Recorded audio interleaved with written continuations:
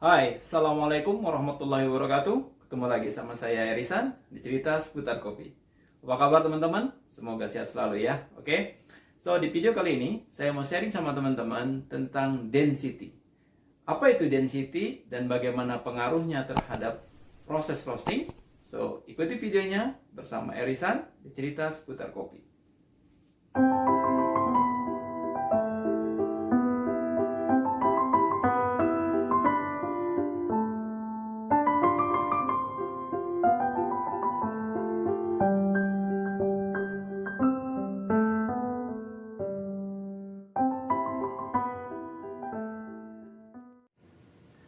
Oke teman-teman, jadi di video kali ini saya mau sharing sama teman-teman tentang density dan bagaimana korelasinya dengan chart temperatur. Di video sebelumnya saya sudah sharing sama teman-teman tentang fase roasting dan turning point. Nah, buat teman-teman roaster yang belum tahu apa arti dari density, ya, density adalah kepadatan. Itu biasa satuannya ada gram per liter. Nah, jadi density ini setiap kopi memiliki perbedaan. Jadi setiap kopi memiliki density perbedaan tergantung kepada ketinggian. Biasanya density dipengaruhi oleh ketinggian. Nah, jadi kalau saya ibaratkan kepada manusia, saya analogi kepada manusia. Jadi density ini adalah otot ya, otot dari daging atau yang tubuh manusia. Jadi ototnya itu biasanya kalau orang punya density tinggi itu ototnya kuat. Kayak orang yang senang sekali dengan olahraga, biasanya dia memiliki otot atau otot yang cukup padat. Ya, berbeda dengan orang yang tidak suka olahraga. Nah, jadi kalau untuk kopi, saya analoginya di sini misalkan begini. Ini saya membuat gambar ilusi aja, ada light density dan high density. Ya, jadi ini saya anggap aja kopi ini saya belah dua. Ini belah sebelah ya, ini sebelah. Jadi saya belah dua. Nah, ini adalah kopi yang memiliki density yang rendah atau light density, sehingga otot-ototnya agak lebih jarang. Nah, sementara yang di bawah saya analogikan sebagai kopi yang memiliki high density. Nah, jadi dia otot-ototnya lebih padat. Otomatis, kalau bentuk kopi seperti ini, yang light density, itu biasanya panas akan mudah sekali menerobos masuk ke dalam biji kopi. Gampang sekali panas itu masuk ke dalam. Ya, istilahnya tidak ada rintangan. Nah, sementara kalau high density yang padat, ini panas butuh energi yang lebih besar untuk bisa menembus bagian dalam dari biji kopi. Nah, itu kalau saya analogikan perbedaan antara light density dan high density. Nah, sementara di dalam kopi, density itu dibagi menjadi 4 level, yaitu density low, medium, high, dan very high. Ya, ini berdasarkan para pakar kopi atau ahli-ahli kopi, mereka membagi density ke dalam 4 level dengan range yang udah saya tulis di sini. Jadi satuan density kan gram per liter. Ya, gram per liter. Di video sebelumnya saya juga udah mencontohkan bagaimana cara mengukur density. Alatnya nggak mahal teman-teman. Teman-teman tinggal mencari media yang 1 liter air, ukur 1 liter air, lalu kosongkan. Nah, kemudian media itu digunakan untuk menimbang kopi. Dan nanti teman-teman bisa lihat berapa hasil timbangannya ketika biji kopi dimasukkan ke dalam media itu dan berapa gram. Itu cara mengukur density yang cukup berbiaya murah ya. Nah, di sini density saya bagi juga tentang kisaran angkanya, juga bagaimana korelasi dengan charge temperatur dan juga drop temperatur dan roasting level. Nah, kalau teman-teman lihat di sini ya, ini yang low itu kalau biji kopi ketika teman-teman timbang itu berada lebih kecil dari 650 gram per liter. Ya, 650 gram. Kalau di bawah 650 gram per liter itu masuk ke dalam kategori density rendah. Istilahnya otot-ototnya itu tidak terlalu kuat, jadi ringan. Si bobot si kopi itu ringan. Ya. Nah, terus yang masuk ke level medium itu adalah range di angka 651 gram per liter sampai dengan 700. Nah, jadi kalau teman-teman menimbang kopi dalam ukuran yang 1 liter itu tadi ya, menemukan di angka ini, maka itu masuk ke dalam kategori density yang sedang. Istilahnya tidak terlalu light juga tidak terlalu padat, ya. Nah, terus yang high kalau udah di atas 701 sampai dengan 750, biasanya ini kopi-kopi yang tumbuh di dataran cukup tinggi, biasanya di atas 1300 di atas permukaan laut sampai dengan ke atasnya. Itu cukup tinggi biasa density-nya. Nah, jadi cukup padat istilahnya ya, cukup padat ototnya. Nah, kalau yang di atas 751 ke atas, nah itu udah sangat tinggi. Biasanya itu kopi-kopi dari mana? Dari Ethiopia atau juga kopi Indonesia kayak Papua yang memiliki ketinggian cukup tinggi. Kayak misalkan Yahukimo itu cukup tinggi di angka 1800 di atas permukaan laut. Biasanya mereka memiliki density yang cukup tinggi, istilahnya kepadatan. Nah, semakin tinggi kopi ditanam, kan cuaca semakin dingin.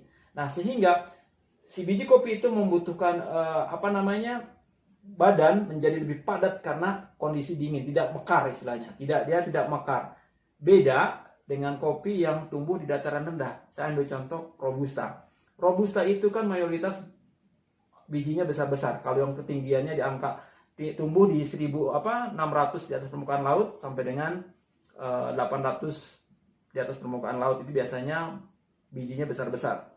Nah, jadi begitu juga dengan Arabica. Nah, jadi di sini saya juga mau jelaskan sama teman-teman, ketika teman-teman memiliki atau sudah mengetahui kadar density setiap biji kopi, maka teman-teman juga bisa dengan mudah menentukan chart temperatur atau suhu memulai ngerosting. Nah, di sini saya berdasarkan dari pengetahuan yang saya punya dan juga dari beberapa pakar, di sini kita membagi bahwa kalau misalkan kopi memiliki density cukup rendah, maka tidak direkomendasikan untuk memulai ngerosting dengan suhu atau chart temperatur yang cukup tinggi. Istilahnya di sini kalau kita 150, sebenarnya ini juga cukup rendah. Ya, saya jarang sekali juga ngerosting dengan suhu 150, biasanya paling rendah 160 derajat ya. Nah, ini untuk level yang light density. Nah, terus juga di sini drop temperaturnya atau biji kopi keluarnya.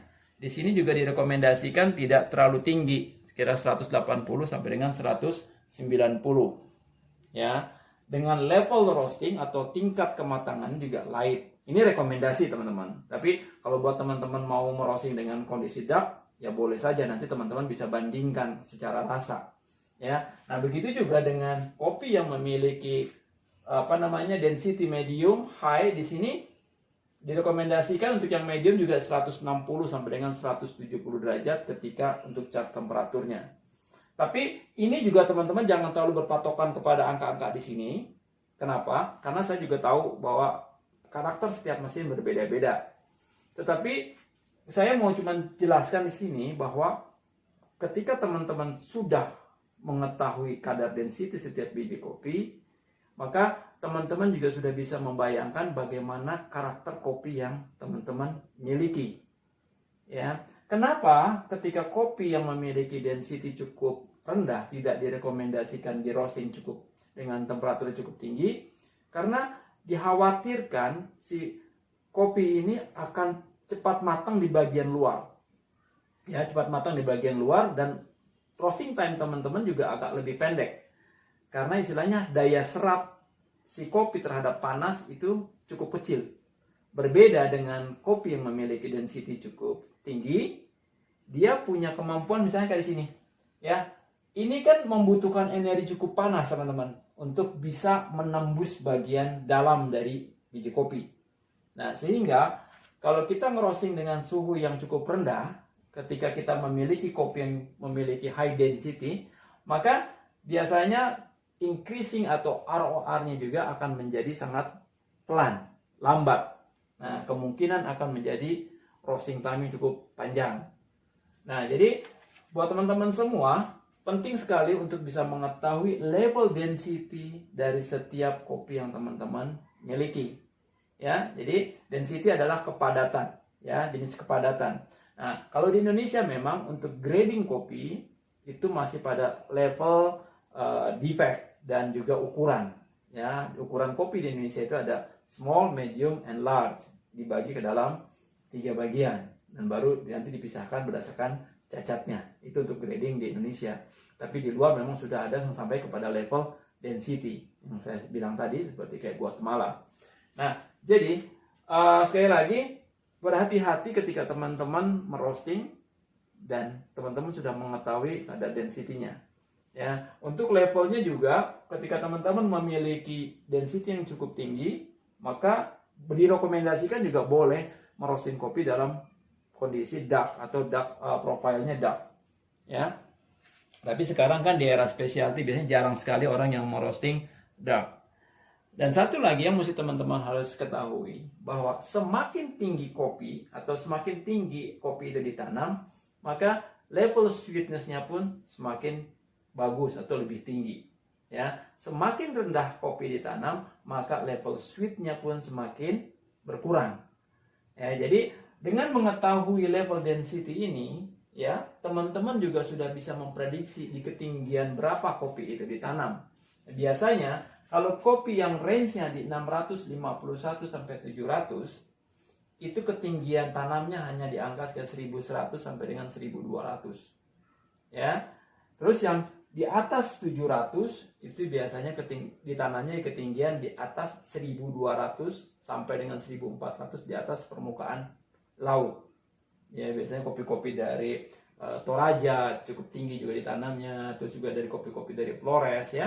Jawa Barat kayak gunung-gunung seperti Gunung Puntang itu cukup tinggi ya. Nah, jadi buat teman-teman semua ini bisa menjadi salah satu referensi, tetapi kembali lagi, ini jangan menjadikan harga mati atau patokan yang mengikuti sekali, tapi teman-teman bisa melakukan eksperimen di dalam proses merosting dengan cara, oh benarkah atau betulkah apa yang ada di grafik ini, dan teman-teman bisa praktekkan sendiri. Ya, jadi saya mau summary dari isi video ini adalah bahwa kopi dengan density rendah tidak direkomendasikan untuk memulai roasting dengan suhu yang cukup tinggi dan profile roasting yang cukup dark. Terus, kopi yang memiliki density tinggi itu istilahnya cukup aman buat kita merosting, dan kita bisa memulai dengan density yang cukup dengan temperatur yang cukup tinggi. Ya, jadi itu yang bisa saya sharing sama teman-teman di video kali ini. Kita akan berlanjut terus di video-video berikutnya dengan masalah roasting, dengan bagaimana proses roasting yang baik, sehingga teman-teman atau juga yang baru belajar kopi bisa terus mengupdate atau mengupgrade kualitas roastingannya. Oke teman-teman, segitu dulu video dari saya Erisan. Mudah-mudahan video ini bermanfaat, dan kalau bermanfaat silakan teman-teman sharing, dan jangan lupa bantu channel untuk menjadi lebih besar dengan cara subscribe dan juga lonceng notifikasinya. Oke teman-teman, sampai ketemu lagi di video selanjutnya bersama Erisan di cerita seputar kopi. Assalamualaikum warahmatullahi wabarakatuh. Salam kopi Indonesia.